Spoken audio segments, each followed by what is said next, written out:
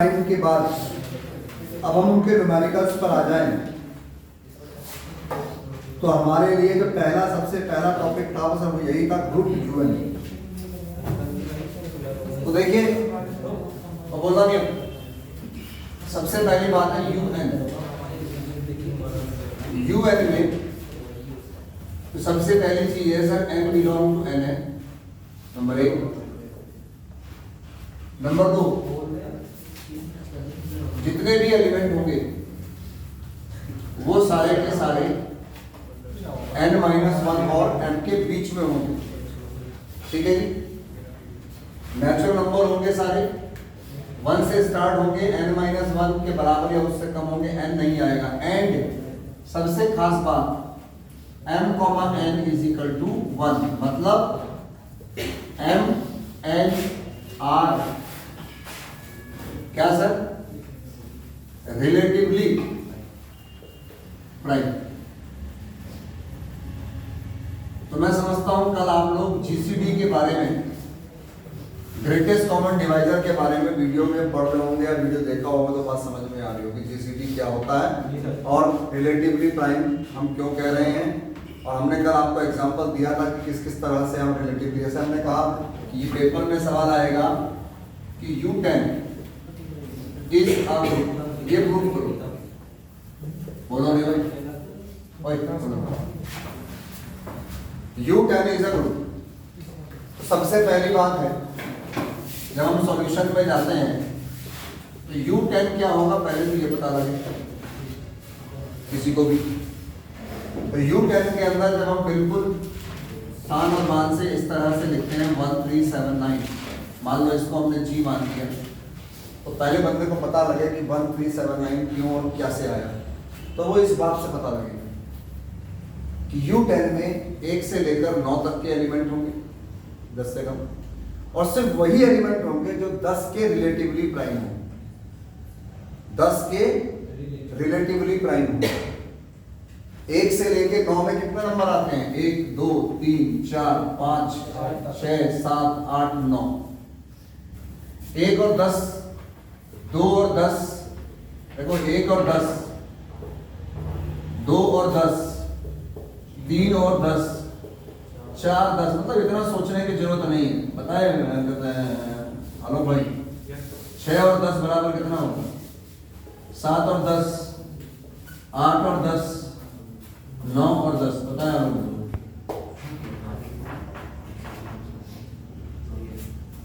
अरे भी सही था।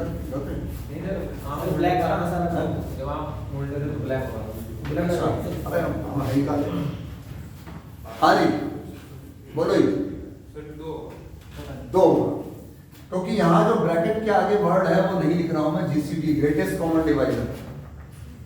तो फैक्टर कर लो 6 के 10 के, इतना मतलब तो बच्चों को सिखाया जाता है इस तरह के फैक्टर कर लो। फिर देखो बेटे 1 2 3 6 के फैक्टर है, और बेटे 10 के फैक्टर है 1 2 5, देखो 1 कॉमन है इसमें, बेटे देखो 2 कॉमन है, फिर देखो इसमें 2। ये इस लेवल के बच्चों को बताना, और है क्या बताऊं तो आप लोगों को ऐसे ही बताना पड़ता है, कुछ भी बच्चों वाला भी नहीं है दिमाग में, क्योंकि हम उसे इस्तेमाल। अब कोई कहता है एक सवाल के लिए इतनी मेहनत करनी है, इम्पोर्टेंट है नहीं, इम्पोर्टेंट है कर लूंगा जी, याद तो करना 10 में 1 3 7 9, कोई टेंशन ही नहीं है उससे। बेशर्म की तरह जवाब है, और अपने आप में अपने ऊपर इतना गुमान है अपनी किस्मत पे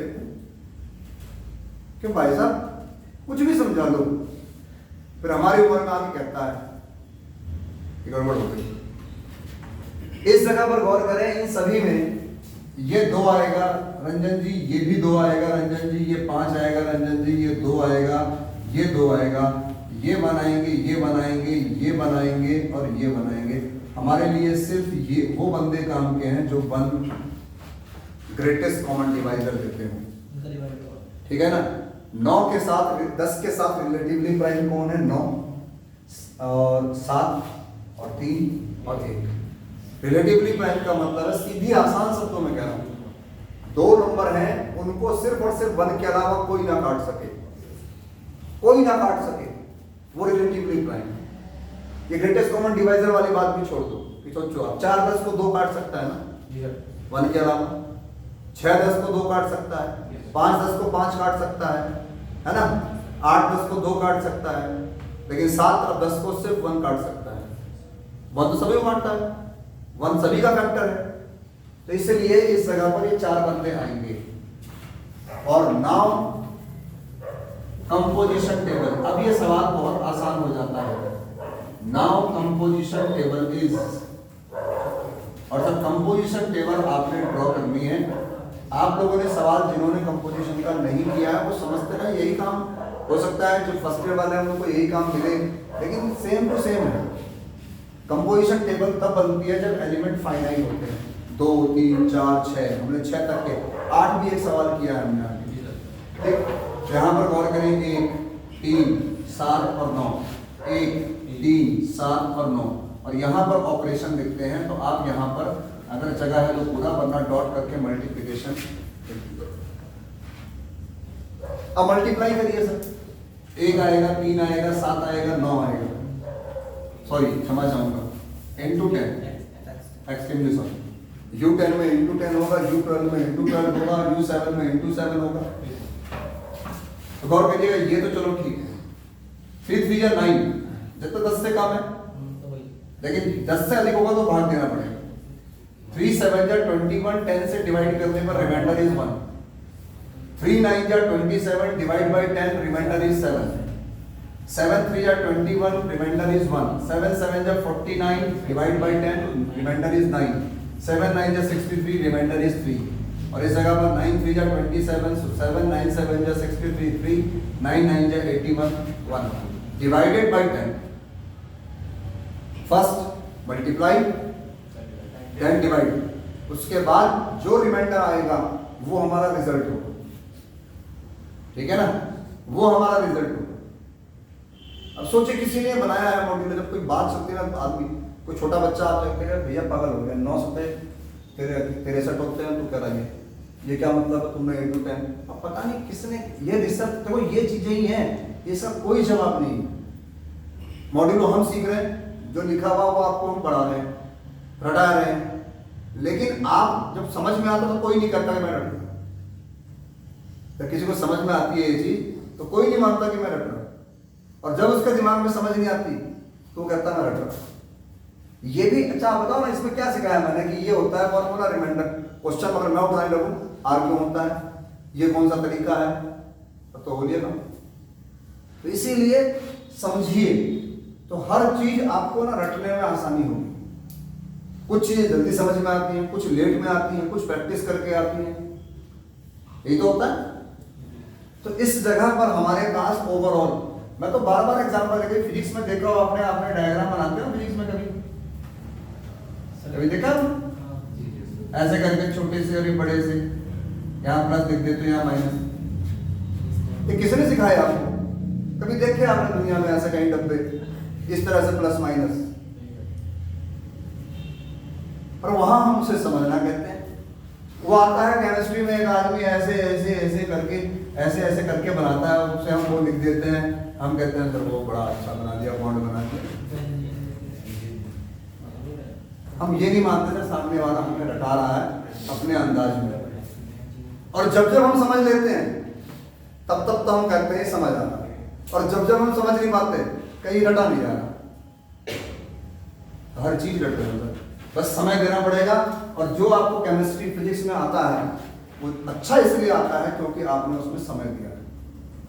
तो बस मेरा ये मकसद नहीं था कि बेइज्जती करो फिजिक्स केमिस्ट्री की। और मैथ बहुत अच्छा है, मैथ भी बुरा है, जैसे वो बुरे हैं ये भी बुरा है, लेकिन हर चीज समझ में आ सकती है अगर कोशिश की जाए। कंपोजिशन टेबल बन गई, कोई भी सवाल हो कंपोजिशन का। अब लैंग्वेज सबकी सेम है, अगर मैं आप फर्स्ट ईयर वालों के लिए लिखना चाहूँ, इनके लिए तो मैं नहीं भी लिखता तो भी चल जाता, इन्होंने किया हुआ है। अब तो इनके लिए कुछ रहा ही नहीं इस सवाल में, क्यों जी? क्लोजर लॉ कैसे लिखेंगे कंपोजिशन टेबल में? हमने ये 16 मल्टीप्लाई करी है, सबको सबसे मल्टीप्लाई कर दिया है। क्लोजर लॉ होता क्या है? फॉर ऑल, कोई भी दो एलिमेंट लिए जाएं, उनको मल्टीप्लाई करने पर, उनको मल्टीप्लाई करने पर जाहिर सी बात है जो भी रिजल्ट आएगा वो भी 0 होगा। ठीक है, कंफर्म हो गया बात? तो ओवरऑल हमारे लिए ये चीज यहां दिख रही है, तो कैसे लिखा जाए इस बात को? इस बात को यहां से ऐसे लिखा जाएगा, hear each elements in a composition table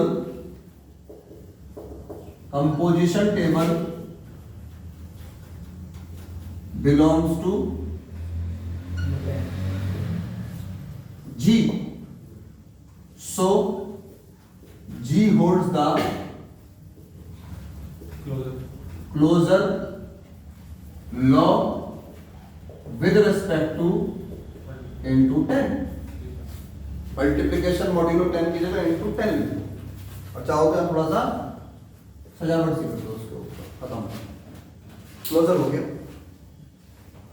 ठीक है ना? इसका मैं पहले आइडेंटिटी लिखूं, एसोसिएट की बाद में लिखूंगा। अब इसकी अगर मुझे कोई कहे जरा आइडेंटिटी लिखनी है आपको, तो सेम वही कॉपी पेस्ट, सबसे पहले तय कर लो कि चारों में से आइडेंटिटी एलिमेंट है कौन इस ऑपरेशन के रेस्पेक्ट में। वो एलिमेंट जिसके साथ किसी को भी मल्टीप्लाई कर रहे हैं, ये वाला वही आ रहा है।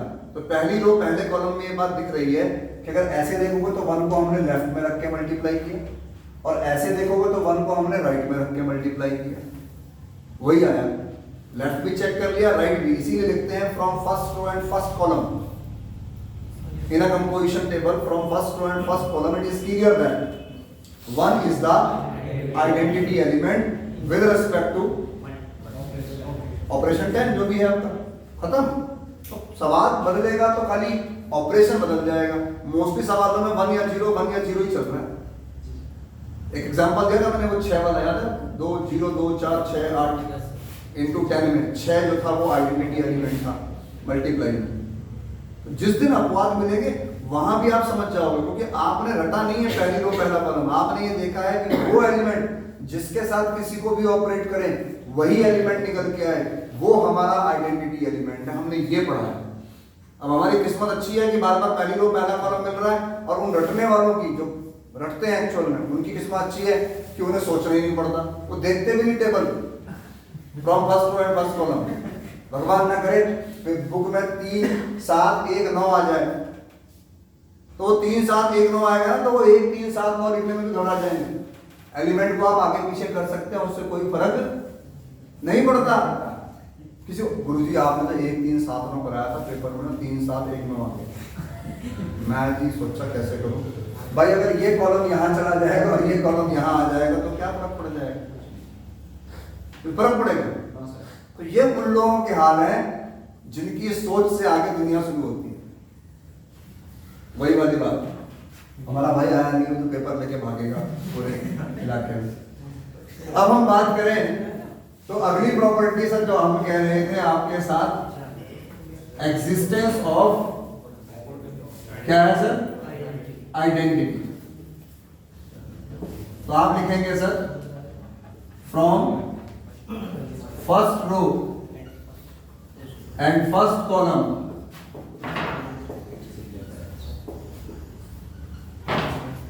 भगवान झूठ ना बुलाए तो कॉलम भी अंग्रेजी की लिखनी हम में से कईयों को नहीं आती, मुझे भी नहीं आती। मैं तो हमेशा अपने आप में कहता हूं कि मैं खुद अंग्रेजी के कई वर्ड को बोल सकता हूं, उनकी अंग्रेजी नहीं लिख सकता। मैं कई वर्ड अंग्रेजी के बोल नहीं सकता। अब जो आदमी डेली हॉस्पिटल जाता हो, उसे इंटेस्टाइन, उसे किडनी, उसे लंग्स पता होते हैं, वो डेली जा रहा है। अब हम जैसा आदमी जाता ही, हम कहें जी किडनी कहाँ होगी, यहाँ होगी, यहाँ होगी, यहाँ होगी। भगवान के पास कोई है नहीं पेशेंट हमारे पास। इंटेस्टाइन जो है, अब हम तो सीधा बोलते हैं आंख। तो मैं ये एग्जांपल इसलिए दे रहा हूँ, मैंने कई बार अपने दोस्तों का बात करी है, तो वो बेचारे किस्मत खराब है कि हॉस्पिटल इतना जा रहे हैं फैमिली मेंबर्स को लेकर कि उन्हें वो वर्ड याद हो गए। तो हर चीज जितना इस्तेमाल होगी वो उतना याद होगी। कहीं भी कुछ भी हो, कोई आदमी क्या ये आदमी परफेक्ट है, इससे पूछो क्यों परफेक्ट है? क्योंकि वो जाना वहां। अब किसी को पत्ते खेलने का शौक हो, उसे पता बबलू क्या है, उसे पता है जोकर का इस्तेमाल किस गेम में होता है, उसे पता है 3 पत्ती कौन सा गेम है। तो क्या गुरु जी कोई सा गेम, हम तो पैसा खेलते हैं, हम कहते ये रखे 100 रुपए, चिड़ी आ गई, हम तो इसी वाला गेम खेलते हैं, गुरु जी पैसे कमाने में। ठीक है ना, तो ऐसे भी लोग हैं। From first row and first column क्या लिखेंगे sir? In a composition table it is clear that one is the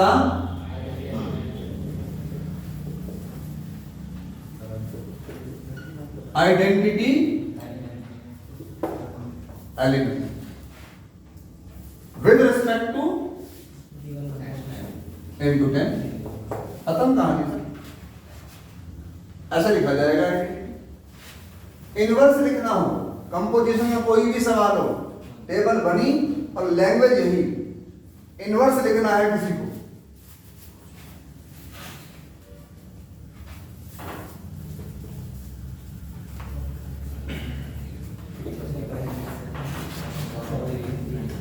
तो पहली बात तो यह है सर कि what is the meaning of existence of inverse in the set.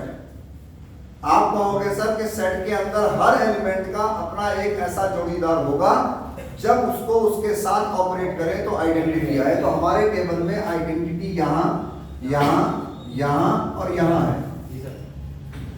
यहां है तो 1 से 1 को मल्टीप्लाई करके है, यहां है तो 3 को 7 से मल्टीप्लाई करके है, यहां है तो 7 को 3 से मल्टीप्लाई करके है, और यहां है तो 9 को 9 से मल्टीप्लाई करके है। मतलब हर एलिमेंट का एक जोड़ीदार है और यूनिक जोड़ीदार है ना, यूनिक जोड़ीदार है।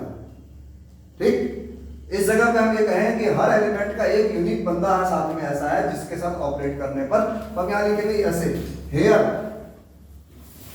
ईच एलिमेंट्स, ईच है कितने, 4 ही तो है, each elements have their inverse in G with respect to into 10। कोई कहना बजा दिया, कोई बात नहीं। Here inverse of 1 is 1, 3 is 7, 7 is 3 and 9 is 9, that's all। कोई कह रही और लिखने का मन है, लिख लो। सो G holds the existence of inverse with respect to into 10। ये 4 प्रॉपर्टी लिखने के बाद वो कहेगा सर कि ग्रुप हो गया। लेकिन मैंने एसोसिएटिव और कॉम्यूटेटिव भी नहीं लिखा। तो एसोसिएटिव खास तौर पे ऐसे सवालों में, मॉड्यूलो के सवालों में, जब मॉड्यूलो ना हो तो चल जाता है, लेकिन मॉड्यूलो के सवालों में वी नो दैट नहीं चलेगा। हाँ, कॉम्यूटेटिव लॉ यहां पर कह सकते हैं हम, corresponding row and column are identical. पहली रो पहला कॉलम, दूसरी रो दूसरा कॉलम, तीसरी रो तीसरा कॉलम, चौथी रो चौथा कॉलम सेम है क्रम से, इसलिए यह क्रम विनिमय के नियम का पालन करेगा।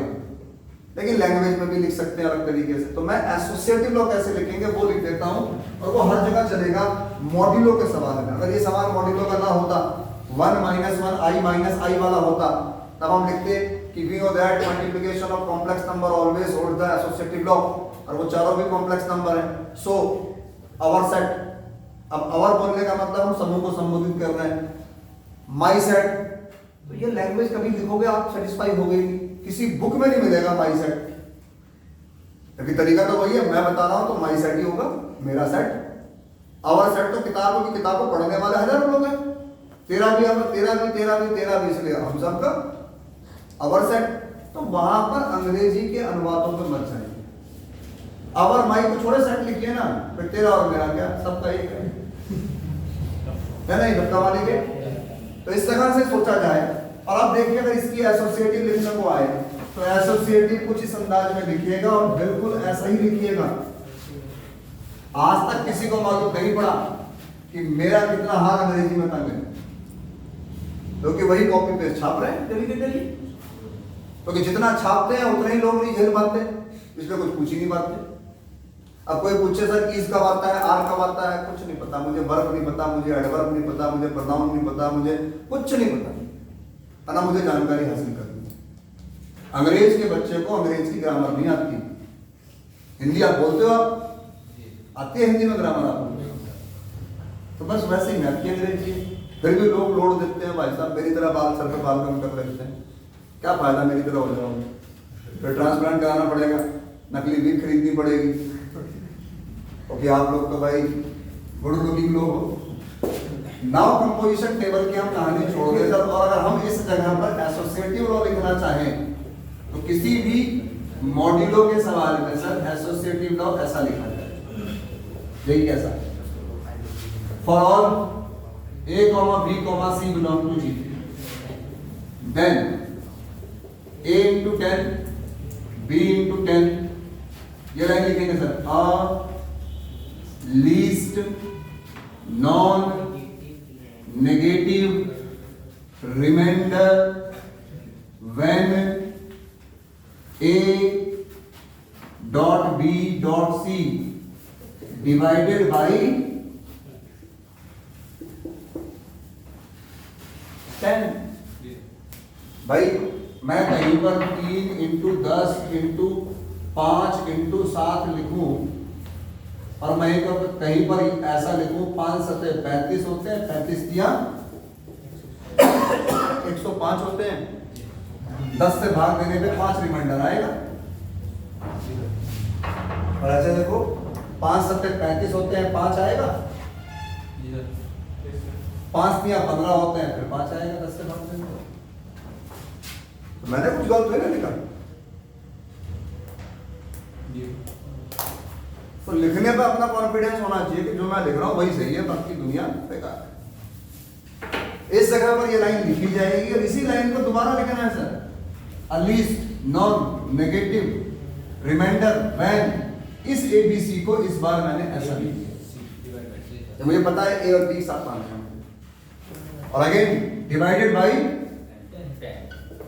और बस इस लाइन के बाद ये लाइन लिखनी है, दैट्स ऑल, क्वेश्चन खत्म। जब कभी एसोसिएटिव लिखना हो मॉड्यूलो के सवालों में तो ये तरीका होता है। और आप यहां लिख दीजिएगा, मैंने नहीं लिखा है कई सवालों में, आप लिख दीजिएगा सो G होल्ड्स द क्या associative law with respect to, कई राइटर तो थ्योरम है ये मॉड्यूलो की ना, एडिशन में भी मल्टीप्लिकेशन में, तो कई राइटर तो ऐसा लिखते हैं कि we know that addition modulo multiplication modulo always hold the associative law। मैंने लिखा है कि सवाल में we know that addition modulo multiplication modulo hold the associative law, so G holds the associative law with respect to into 10, खत्म, दो line नहीं होगी क्योंकि थ्योरम है, थ्योरम का मतलब यूनिवर्सल है वो चीज, और यूनिवर्सल है तो हम कहीं भी लिख सकते हैं, लेकिन किसी जगह लिखा होता है, किसी जगह ज्यादातर ऐसे लिखा होता है। अगर हम नहीं समझ पा रहे किसी जगह पर तो हम लिख सकते हैं we know that multiplication modulo या addition modulo always hold the associative law, तो जो हमारा सेट है उसका नाम लिखिए, सो सेट का नाम लिखिए, hold the associative law with respect to this, तो खत्म। ये भी संबंध नोट से मिलेगा आपको इस जगह से, जो थ्योरम बोल रहा हूँ थ्योरम भी है लास्ट में, एडिशन में भी है और मल्टीप्लिकेशन में भी है, ठीक है जी, बात कंफर्म माने, ओके। और कॉम्यूटेटिव लॉ अगर इसका लिखने को आया तो मैंने कहा था कॉरेस्पॉन्डिंग रो एंड कॉलम से भी लिख सकते थे, और अगर चाहें आपकी भाई ऐसा लिखना है तो ऐसा भी लिख सकते थे।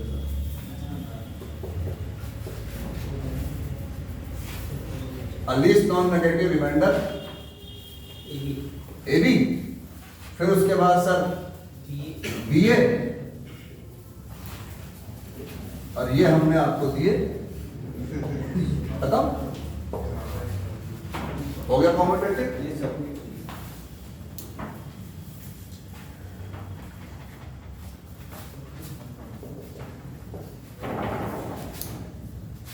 सही है ना, हो पाएगा। अब यही सवाल बता दो इसको, ये सवाल मान लो पेपर में ऐसा, मैंने कल बैच में भी जिक्र किया था, so that U7 is a group, 7 is a prime number, और प्राइम नंबर जो होता है उसमें 7 से नीचे जितने नंबर होंगे सारे आएंगे सेट में, क्योंकि बंदे ने 10-12 रख रखा, क्योंकि 10-12 पेपर में आया हुआ, उन्होंने आपको 10 वाले में भी 4 होते हैं, 12 वाले में भी 4 होते हैं, 7 वाले में 4 कैसे लाए, सोचेगा दिमाग में 4 कौन से रखो, उसे तो पता ही नहीं क्यों 4 क्यों आए थे, तो 4 ही सेट करेगा उसमें।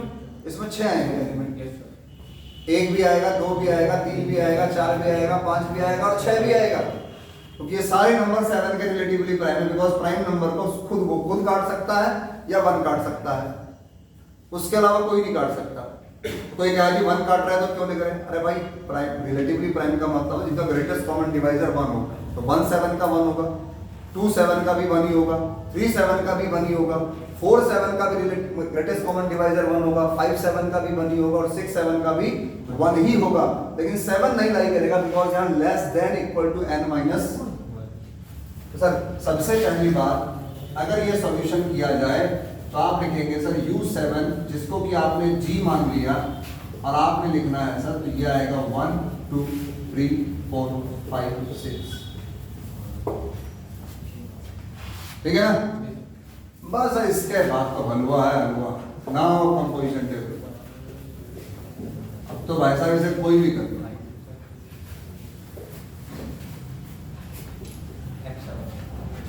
कुछ लोगों को पढ़ाई आसान लगती है वो इतना करते हैं, कुछ लोगों को पढ़ाई आसान लगती है कि वो जो भी करते हैं वो अपने आप मेहनत से करते हैं, कुछ लोगों को पढ़ाई इसलिए परेशान कर रही है क्योंकि वो इतना अधिक कर चुके हैं कि वो मैनेज ही नहीं कर पा रहे। अगला आदमी वहां है, वो वहां खड़ा हुआ है, ये भी दूरी है। तो आप ये सोच के चलें सर कि पढ़ाई में जितना ज्यादा समय आप दे पाएंगे उतना ठीक है। खाली मैथ तो करनी नहीं है, फिजिक्स भी करनी है, केमिस्ट्री भी करनी है, कंप्यूटर भी करनी है। और इस बार की जो मैथ है ना, आपको सिर्फ इस 1 घंटे का लेक्चर और घर में मात्र 20 या 25 मिनट उस वीडियो को एक बार ढंग से देखना, और जब समय मिले जितने पन्ने के सवाल हो गए उन पन्नों को पढ़ने में मात्र 5 मिनट लगते हैं। यहाँ 1 घंटे का ट्यूशन और घर में आधा घंटे या 35 मिनट, वीडियो को पूरा देखने की जरूरत है नहीं, क्योंकि आपने काफी कुछ पार्ट तो देखा हुआ है, जहाँ डाउट है वहाँ देख लिया। लेकिन अगर प्रतिदिन आपने आधा घंटे घर पे दे दी तो इस टॉपिक में आपको कुछ करने की एक्स्ट्रा जरूरत नहीं है। आप अपना फिजिक्स करिए, कंप्यूटर करिए, केमिस्ट्री करिए, जो आप करते हैं। और आप लोग वो करते ही नहीं, वो तो नोट्स इकट्ठा करते हैं। अभी तो केमिस्ट्री कोई मिलेगा उससे पूछोगे यहाँ बैठे तो नोट्स हैं क्या, भाई दे दे। खैर रिश्ते भी निभाए जाते हैं, तो मेरा भाई अब भी लिखते हैं, क्योंकि इसलिए इकट्ठे जो सीनियरों से संबंध है नहीं, सीनियर है दूर, सीनियर भी आपके कोरोना काल के हैं, सीनियर तो हमारे दिख रहे हैं। इसीलिए कहते हैं सर खुद को मजबूत करिए, कब तक रहोगे दूसरे के भरोसे। 1 2 3 4 5 6 7 बाकी मल्टीप्लाई 2 2 या 4, 2 3 6, 2 चौके 8, 2 पंजे 10, 2 छिका 12, 3 दूनी 6, 3 3 9, 7 से भाग दे रहा हूँ तो रिमाइंडर लिख रहा हूँ, 3 चौके 12, 3 पंजे 15, 3 छके 18, ठीक है, 4 दूनी 8, 4 3 12, 4 चौके 16, 4 पंजे 20, 4 छका 24। फिर यहाँ सर 5 दूनी 10, 5 3 15, 5 चौके 20, 5 पंजे 25, 5 छका 30 और 2 4 6 1 3, 3 6 2 5 1, 4 1 5 2 6, 5 3 1 6 4 और ये आ गया सर। ऐसे भी सोचो ना, वैसे भी सोचो, यही है तो आप कह रहे हो, बिल्कुल सही कह रहे हैं। 2 4 6 1 3 कितना आएगा, 3 6 2 5 1 कितना आएगा, 4 1 5 6 4 और 5 3 1 6 4, ठीक है ना। तो यहां पर चूंकि ये ग्रुप है इसलिए ये हमारा तुक्का चल जाता है कि लास्ट में ये एलिमेंट भर देते हैं हम लोग, हमें पता है ना, सो दैट कह दिया उसने कायदे से मल्टीप्लाई करके दिखाना चाहिए, मल्टीप्लाई करके देख ही रहे हैं, लिख रहे हैं। अब इसकी लैंग्वेज देखो, फिर वही कॉपी पेस्ट। आप पहले वाले सवाल में जी मान रखा, उसे भी इसे भी जी मान रखा है, बस वहां जहां जहां इंटू 10 है वहां इंटू 7 लिख दो। बताओ इससे अच्छी चीज क्या हो सकती है। आप लोगों same here all element in a composition table belong to G, so G holds the closure axiom, closure law with respect to into 7 associative law ABC belong to G, या फिर एक पहली वो line, we know that multiplication modulo always hold the associative law, so G hold the associative law with respect to into 7. या फिर for all A, B, C belong to G, then A cross B cross C into में 7 है. A least non-negative remainder when A dot B dot C divided by 7. बस वो अदला बदली करी और छापा. Identity from first row and first column in a composition table, it is clear that 1 is the identity element with respect to into 7. Here each element have their inverse in G with respect to into 7. Here inverse of 1 is 1, 2 is 4, 3 is 5, 4 is 2, 5 is 3 and 6 is 6. Commutative law. इस जगह पर सोचिए commutative law. तो यहाँ पर देखो 1 2 3 4 5 6 1 2 3 4 5 6 2 4 6 1 3 5 2 4 6 1 3 5 3 6 2 5 1 4 3 6 2 5 1 4. मतलब यहाँ पर corresponding row and column भी सेम आ रही हैं, जबकि नॉर्मली 6 वाले में पॉसिबल हो या ना ये गारंटी नहीं है, कंफर्म नहीं है. 6 वाले में कभी कभी नहीं भी होती. F1 F2 F3 वाला सवाल देखा था, वो कॉम्पिटेटिव नहीं था, ठीक है ना. F1 F2 F3 F4 F5 F6. तो 6 वाले में गारंटी नहीं है. टेबल में दिखेगा तो पता लग जाएगा. हाँ 4 हो 3 हो वो कंफर्म है. नहीं F1 F2 F3 F4 F6 वाला जो सवाल था उसमें देखना कंपोजिशन टेबल में F2 F3 की वैल्यू F6 या F5 आ रही है और F3 F2 की वैल्यू F5 आ रही है. सर एक जो होमवर्क में दिया था वो इसमें आ रहा है. वो 4 थे. F1 F2 F3 था, 4 था ऊपर. 4 या 3 तो मस्त है, लेकिन 6 वाले में गारंटी. लेकिन इस वाले में हो रहा है, लेकिन हम हवा में नहीं कह रहे, चेक करके बता रहे हैं ना. देखो 6 5 4 3 2 1 6 5 4 3 2 1. Here corresponding row and column are identical in a composition table, so G holds the commutative law with respect to into 7. या फिर वही लैंग्वेज में तो least non-negative element. That's all. Question खत्म हो पाएगा. हर एक से ना ना यही सवाल 5 हो जाए सर.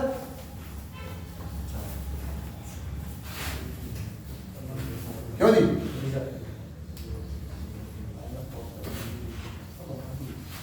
बहुत इजी, बिल्कुल सही कह रहे. 1 2 3 4 2 दूनी 4 2 3 6 2 चौके 8 3 दूनी 6 3 3 9 3 चौके 12 और 4 दूनी 8 4 3 12 4 चौके 16. मार दे छापा, फिर वही लाइन, ठीक है ना. तो मैं समझता हूं कि अगर आपको ये मतलब समझ में आ गया तो ये सवाल तो नॉर्मल सवाल है, खाली बस एक नए नाम से आ गया है ना. जैसे एक बार 2010 में एक टीचर पढ़ा रहे थे तो अग्रवाल जी राउंड पे थे, आपको पुराने टीचर हैं आपके. मैं फिजिक्स के चले गए, हेड थे पहले बच्चों दिन भी थे. तो बच्चे रॉकेट मार मार के ऐसे फेंक रहे थे.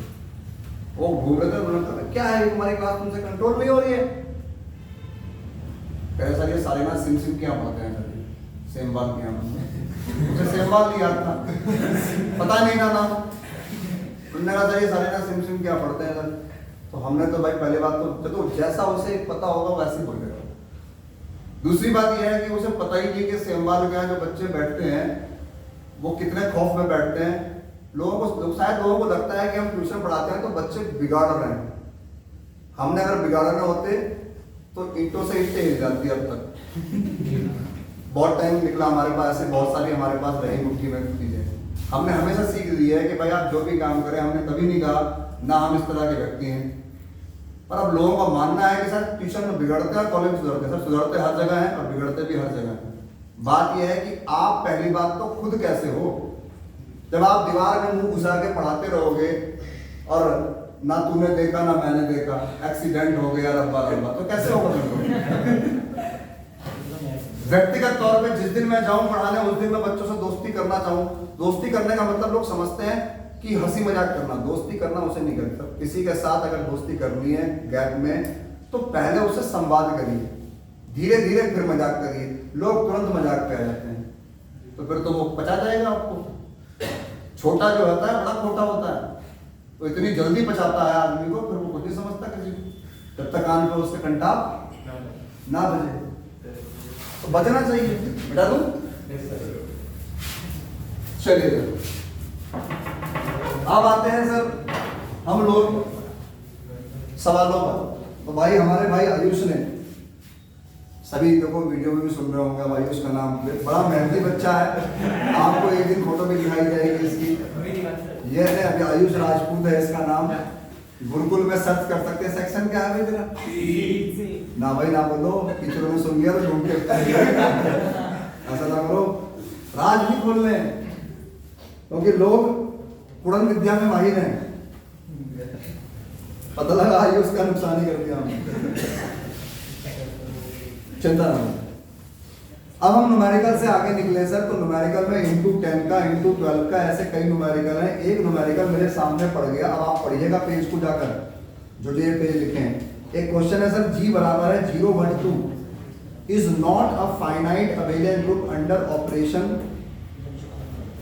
Defined by A star B बराबर A माइनस B।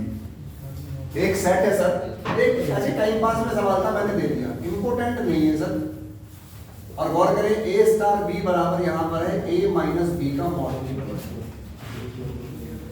जहां पर A और B बिलोंग टू G है। ना आप इसे मल्टीप्लाई कह सकते हो, ना आप इसे एडिशन कह सकते हो, ये एक ऑपरेशन है, स्टार इज एन ऑपरेशन। और यहां पर 3 एलिमेंट है 0 1 2, तो आज की डेट में 0 1 2, आज की डेट में star 0 minus 0 0 minus 1 0 minus 2 mod है ना, तो प्लस आएगा। 1 2 1 माइनस 1 0 1 माइनस 2 1 2 माइनस 1 1 2 माइनस 2, ये आ गया सर, देख सकते हो आपके क्वेश्चन में बना हुआ। अब ये तो अपने आप में क्लोजर भी फेल हो गया, क्यों? क्योंकि अगर आप इस कॉलम को या इस रो को ध्यान से देखो, तो एक एलिमेंट एक रो या एक कॉलम में 2 बार आ गया, देख रहा है? यूनिकनेस खत्म हो गई। यहां पर हम कह सकते हैं 1 appear twice in first second row and second column, so it does not hold the closure law with respect to given composition। और जब क्लोजर ही होल्ड नहीं कर रहा, जब बीएससी फर्स्ट ईयर ही पास नहीं की, तो ग्रेजुएट की तो बात ही छोड़ दो, it is not a group. और जो ग्रुप नहीं है वो अबेलियन कैसे हो जाएगा? It is not an abelian group. एक टाइम पास सवाल था, सिर्फ ज्ञानवर्धन के लिए लिखा गया, ठीक है जी, आगे बढ़े।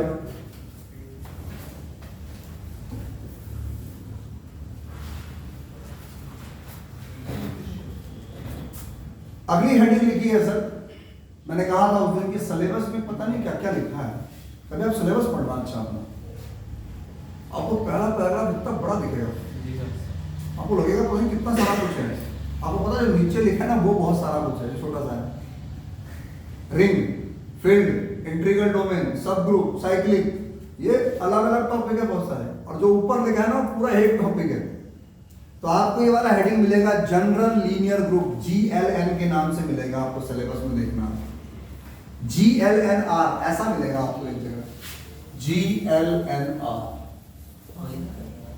इस सिलेबस में मेंशन है। और मैंने क्या कहा, एक एक सवाल को उन्होंने सिलेबस में हेडिंग बना रखा है। बेवकूफ कर और बच्चे को ना बनाओ तो बच्चा कहे जी एक ही लाइन की सिलेबस है, वो तो हो जाएगा, ये भी एक सोच है। तो यहाँ GLNR क्या है, पहली बात नोट करिएगा, ये सर ऐसा है कि आपके पास n बाई n के, ये n जो है मैट्रिक्स का ऑर्डर है, और r जो है एलिमेंट है जो मैट्रिक्स के अंदर है। GLNR यहाँ पर n cross n and Aij belong to R, साथ में determinant A not equal to 0। ये क्वेश्चन आप कर चुके हो मेरे साथ, ये n बाई n पे स्क्वायर होगी, आप ये क्वेश्चन कर चुके हो मेरे साथ। मैट्रिक्स का नॉन सिंगुलर वाला क्वेश्चन याद करो, determinant A not equal to 0 था, उसका क्लोजर हमने कैसे प्रूव किया था, अगर याद हो तो वहां क्वेश्चन किया था। आज उस क्वेश्चन का नाम पता लग गया, जिसे हम कल तक गंजा गंजा कह रहे थे, मालूम पड़ गया तो सेम वाल है। भाई नहीं जानते थे आप तो क्या कहते थे आप कि यार वो दाढ़ी वाला है, उसकी आवाज अजीब सी है, वो गंजा सा दिखता है।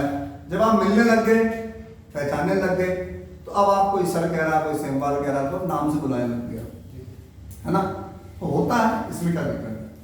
तो हम कल तक सवाल कर रहे थे तो हम सवाल ही कर रहे थे, आज हमें उसका नाम भी मालूम पड़ा कि वो सवाल जो है ना GLNR है सर।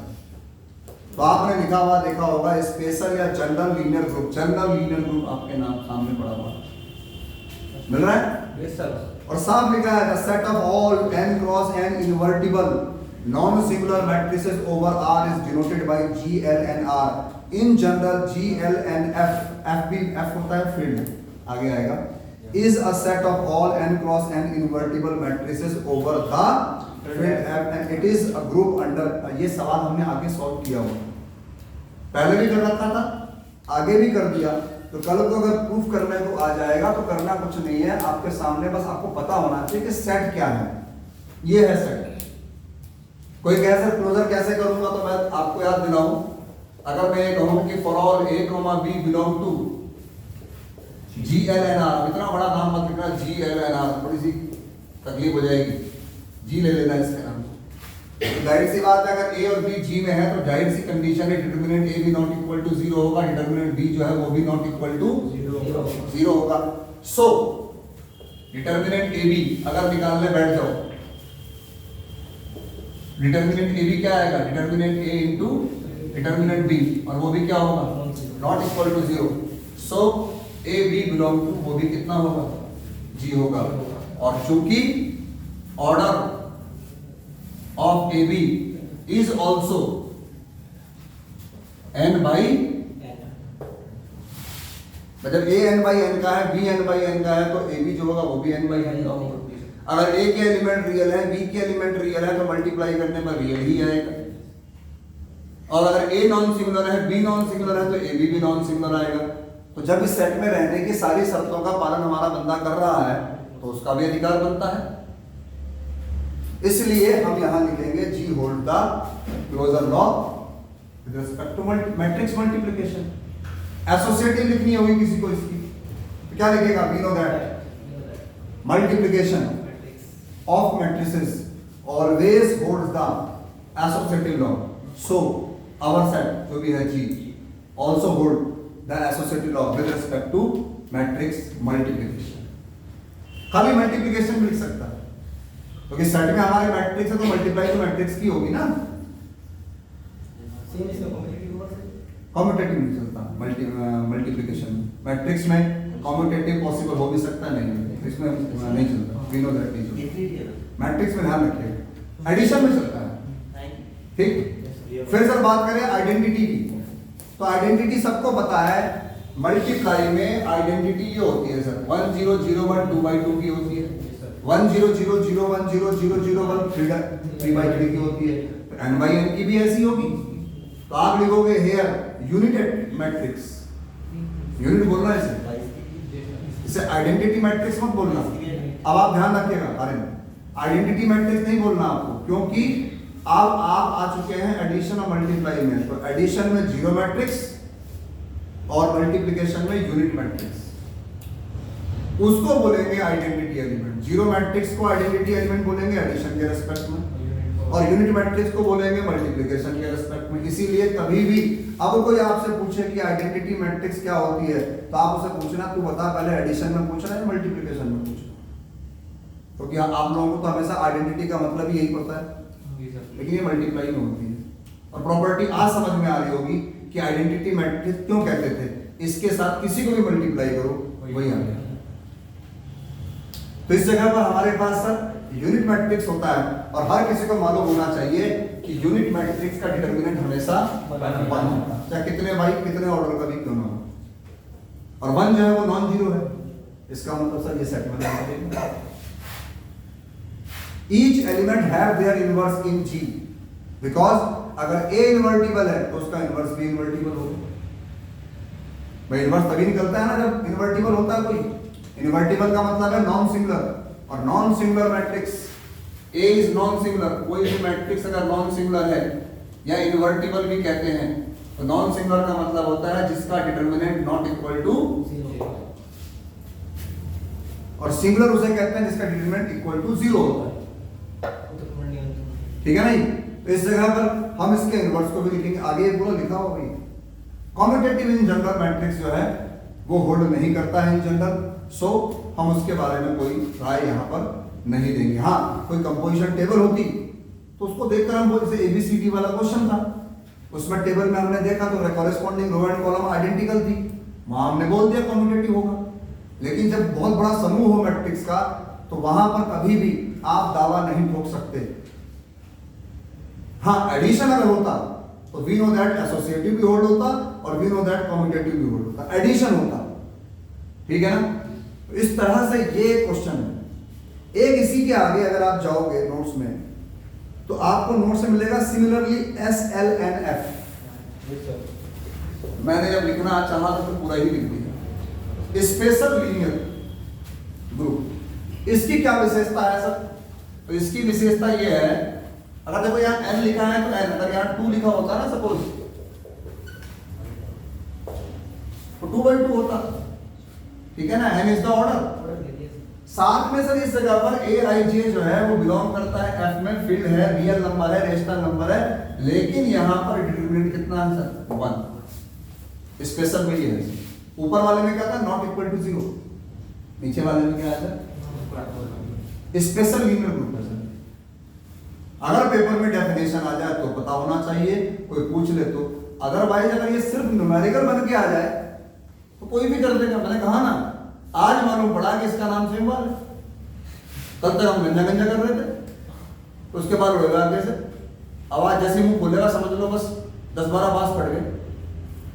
डिस्क्रिप्शन वही था ना, जानते नहीं थे।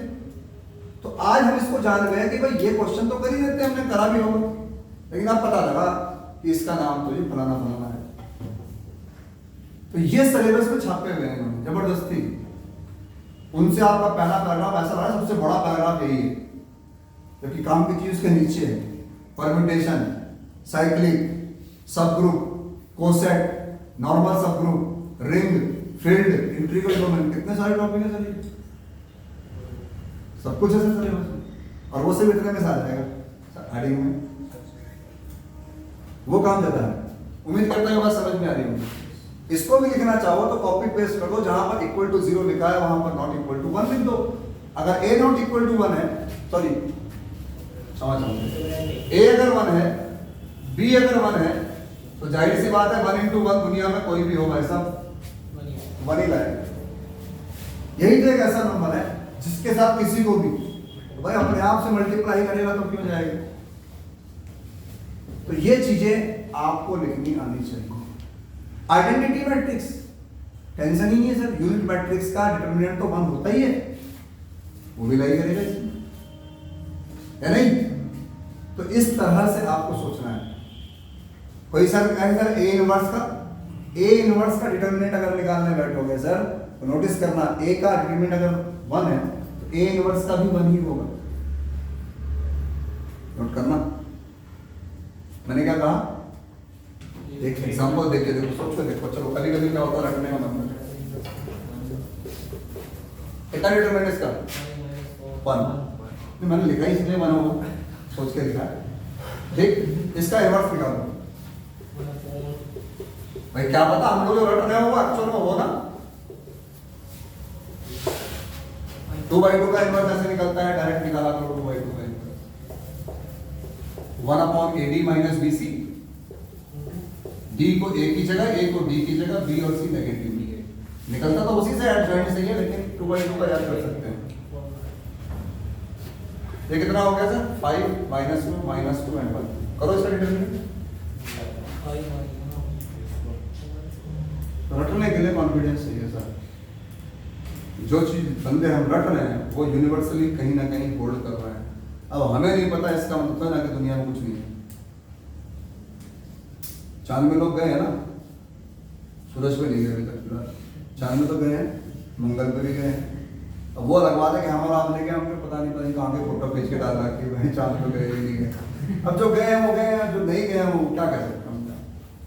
तो उम्मीद करता हूँ कि जब आप ये सवाल करेंगे तो आपका जो नॉलेज है वो आपके सामने समझाने में आपको मदद करेगा। पढ़ेंगे तभी जब समझ आएगा, लेकिन ये अनइम्पोर्टेंट पार्ट है, इसीलिए देखिए इसकी भीड़ से हमने इकट्ठा कर दी। रिलेटिवली प्राइम लिखा है मैंने आगे जाके, क्वार्टेनियन ग्रुप लिखा है मैंने आगे जाके, उसके बाद मैंने डिवीजन एल्गोरिथम लिखा है। मिला क्या? डिवीजन एल्गोरिथम की कोई जरूरत थी नहीं, लेकिन अपने लिए सुनने के लिए अच्छा लगता है। मिला तुम्हें इसको? इस फॉर्मूले को नोट वीडियो में तो आई गया होगा।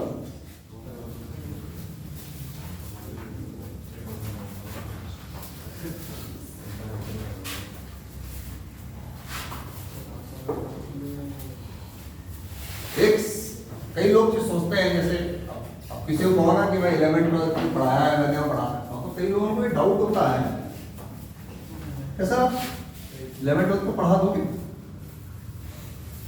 अब जो की बात ये है कि पहली बात तो पढ़ा दोगे तो हो सकता है वैसे प्रैक्टिस नहीं है, फ्लो अच्छा नहीं होगा। जैसे मैं बीएससी के बारे में बहुत कुछ जानता हूँ, 12th के बारे में शायद उतनी जानकारी ना जानता हूँ कि ये ऐसा होता है वैसा होता है, इस साल पेपर वैसा, यही सब तो ज्ञान कम होगा। अदरवाइज टॉपिक पढ़ाने में क्या दिक्कत है। और जितना आप लोग पढ़ते हैं उस 11th 12th को, हम जिस तरह से बीएससी को पढ़ा रहे हैं उस तरह से ही पढ़ाएंगे, लेकिन बच्चे का फ्लो ही ऐसा होता है, उसे वही पसंद आता है जिस तरह का माहौल है। 11th 12th वाले को आपके बैच पढ़ा दूंगा तो वो सूट नहीं करेगा उसको। अगर आपको वहां भेज दूं तो आपको सूट नहीं करेगा। तो बंदे को सोचना चाहिए कि सीखने के लिए समय देना पड़ता है, माहौल बदलता है।